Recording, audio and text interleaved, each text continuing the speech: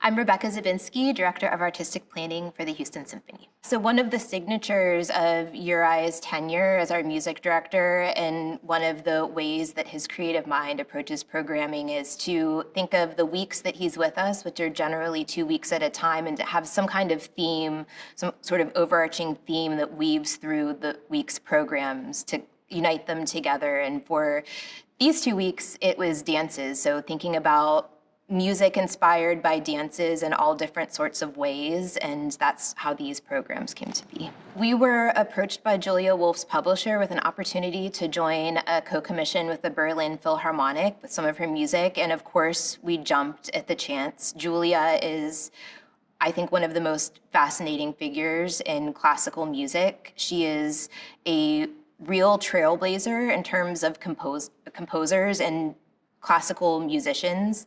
She really likes to think outside of the box and think in different and new ways. I think that from her background, where she came to music in a different way than many people come to music. She had learned piano as a girl, and then she went to the University of Michigan. I believe she graduated from high school a year early and went to a program that the University of Michigan had, where she had the opportunity to join a composition class, even though she wasn't a serious student of music. And she really fell in love with it, and these ideas of bringing in, rock music and body percussion and just sort of all kinds of untraditional yet very traditional musical forms together in a way that marries them all together. And she's one of the founding members of Bang on a Can, which is a classical music collective that is known for their adventurous programming, their interesting ensembles.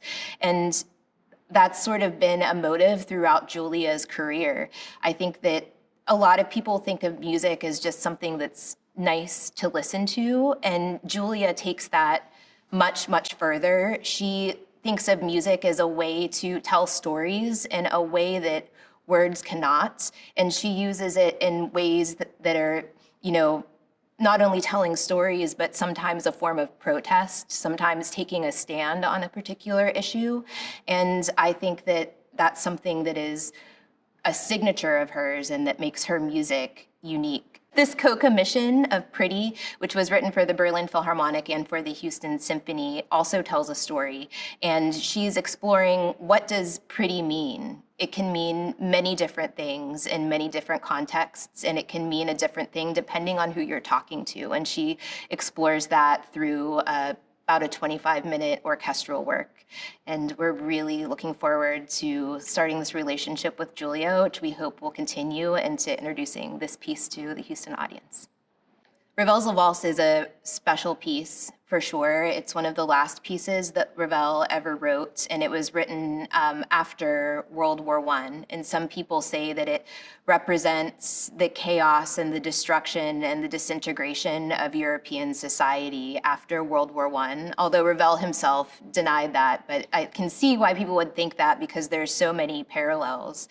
It tells a story of sort of the build up to a waltz, and then it kind of disintegrates and breaks apart and becomes very chaotic. And it's so interesting in that way. So it sort of starts off as if you're seeing a ballroom through like a dream-like mist, and you can kind of see some couples dancing in the distance, and then eventually, bang, there's this big moment where you're in the ballroom and there's chandeliers and there's people dancing and there's a party, and then it's kind of like, you're swirling around the dance floor and you're getting dizzy, and things are starting to spin and music is starting to spin off in different unexpected directions, and then it becomes a real, wonderful cacophony of this waltz music turning into something that is completely not what you would expect if you just, hear the name of the piece, valse, like, oh, it'll be a really nice waltz.